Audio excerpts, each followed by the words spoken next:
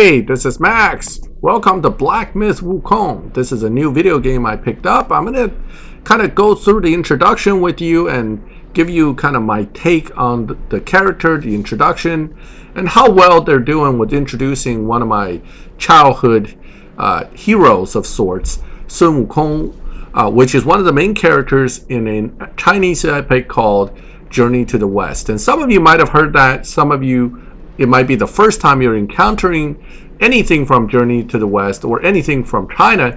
So let me kind of give you a little quick recap of Journey to the West and who Sun Wukong is and what is being shown here in this introduction. I'm looking at this with different eyes than probably the average player from the West because I'm actually of Chinese background. I remember Journey to the West as a story, and I certainly know the character Sun Wukong, who is here before us and made a main character in this game.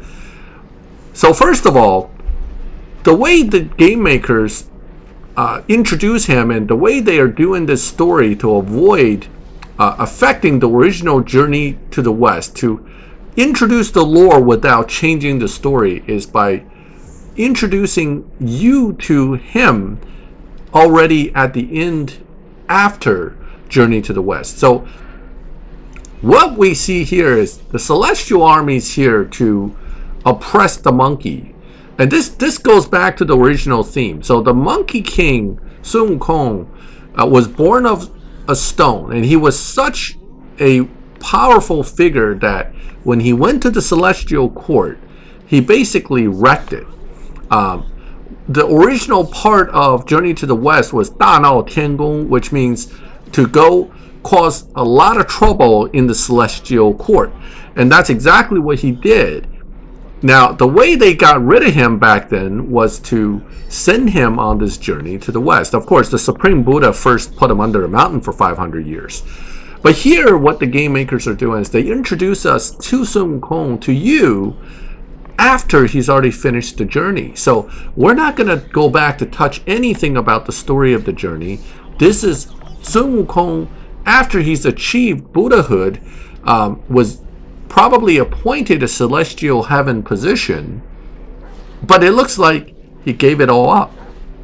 And that plays to his personality very well, because from the beginning and throughout the epic, Sun Wukong is a character that many of us who's lived in the West actually can associate with better than what you would expect from the East.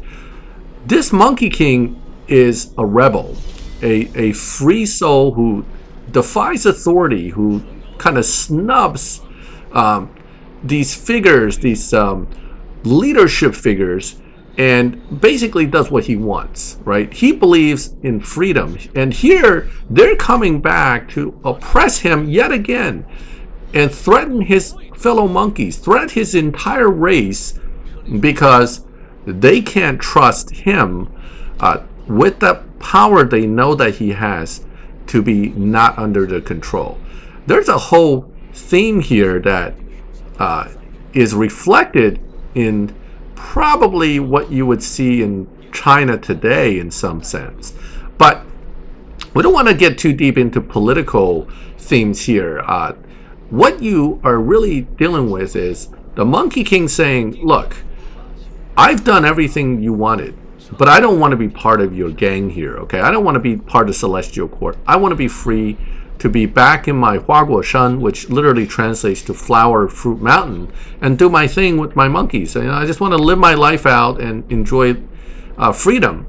But no, you can't have it. And not only are they threatening him in a way of basically saying, look, not only are we going to punish you if I beat you, I drag you back to the heavens, I'm going to kill all the monkeys. Or if I don't beat you, we're still going to kill all your monkeys. Either way, you lose. The only choice you have is to come back with us. And that plays against the Monkey King's personality. He will not, according to the original story or any story that I would see him in, accept that kind of authority, that kind of demand from anyone. And here he's balking at their demands and basically telling them off.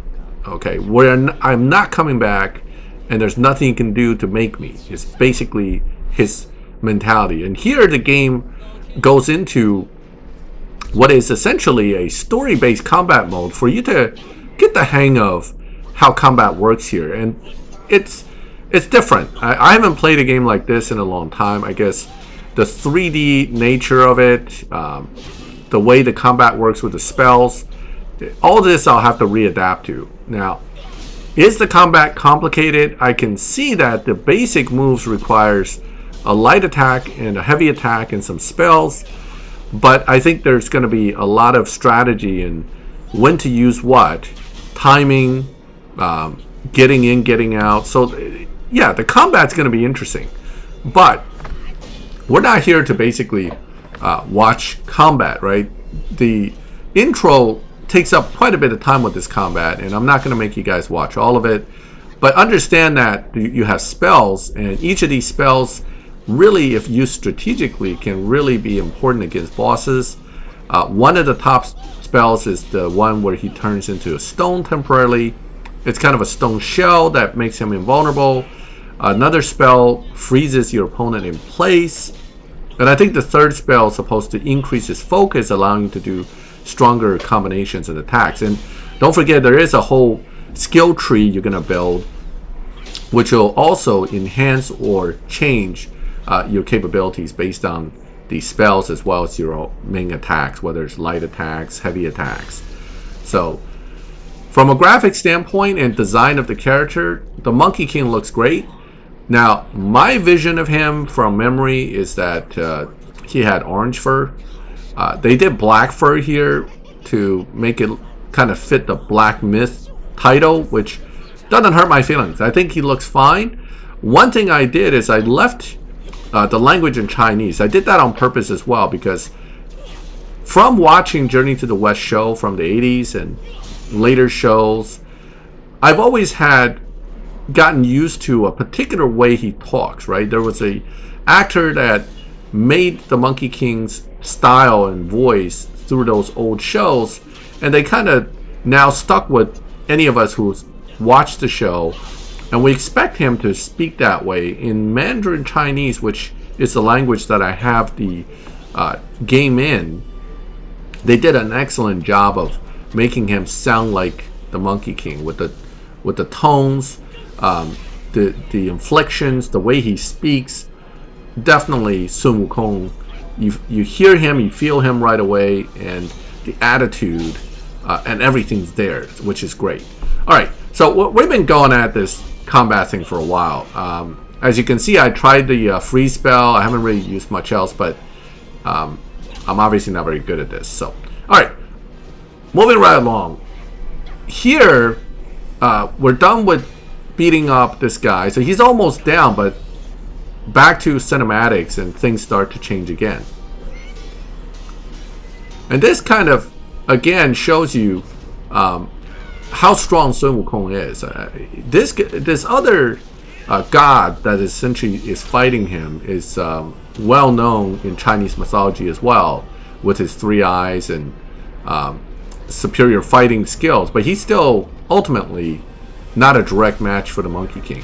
So what do you do when the Celestial Court can't beat him fairly? Well, they cheat, right? First, they activate all their soldiers to try to take him down, and here you see it. They bring out some major epic battle axe weapon to try to take him down. I do like how this axe works. It's really cool here that the attack splits a mountain. I mean, that's great imagery, and they really did a good job here with the way that was done. I love that. When I saw it, I was really impressed with it, and I liked the way they did how that weapon worked. But that doesn't change the fact that they're cheating, and the Monkey King decided to take it back to the world instead of fighting in the heavens. Here, in the original story, the Monkey King can change to 72 different forms, including birds, other people, various things, and he used it all during his journey to protect his master. What I want you to notice is right here. Okay, what's happening here? Why is he all of a sudden struck down? And what is this golden band? If you have never learned of the story of Journey to the West, you wouldn't know what that band does. That band was made by the Supreme Buddha and given to his master to control the Monkey King.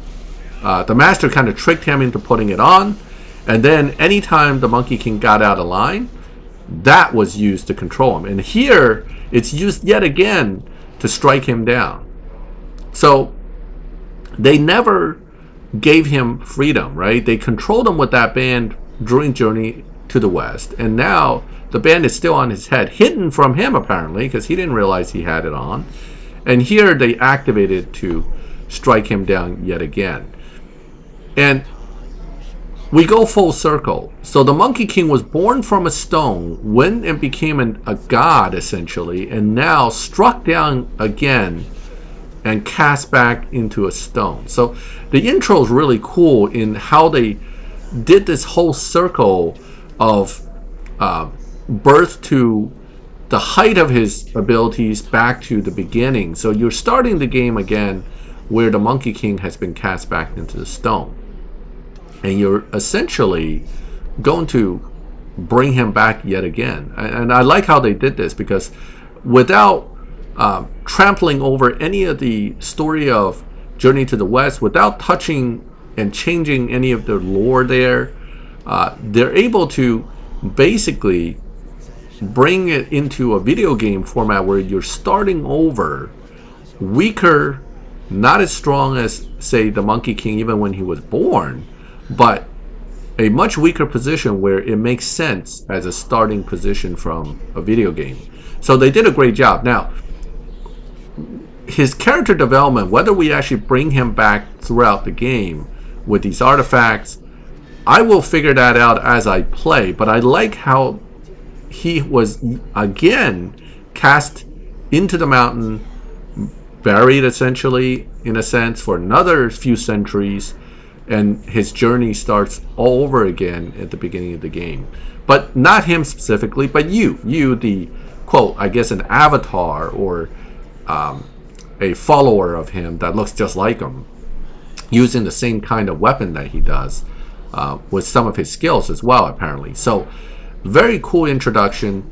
And as someone who grew up with Journey to the West and grew up with Sun Wukong, I really like this introduction. I like where this game is going, and I'm quite excited to start playing and see where it takes me. So that's my take and my rambling comments on this introduction to Black Myth. I hope you like that video and like my comments and my insights. Feel free to comment and let me know what you think. If you like the video, leave a like. If you like this kind of videos and would like to get more or get notifications when I put out new videos, subscribe, hit the bell, and you get notifications when more videos come up. And as always, thank you for watching my videos. I'll catch you next time.